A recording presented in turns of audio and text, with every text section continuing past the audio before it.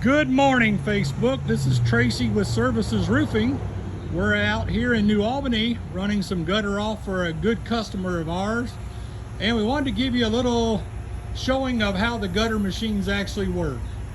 On the left side, we have 5-inch machine. On the right-hand side, we have a 6-inch machine.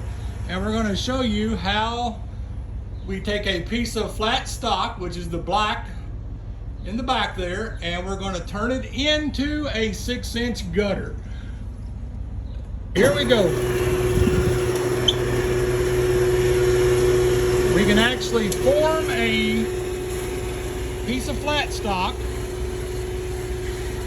up to about 200 feet long, and when we're finished running it through the machine, the installers are ready to put it on your home.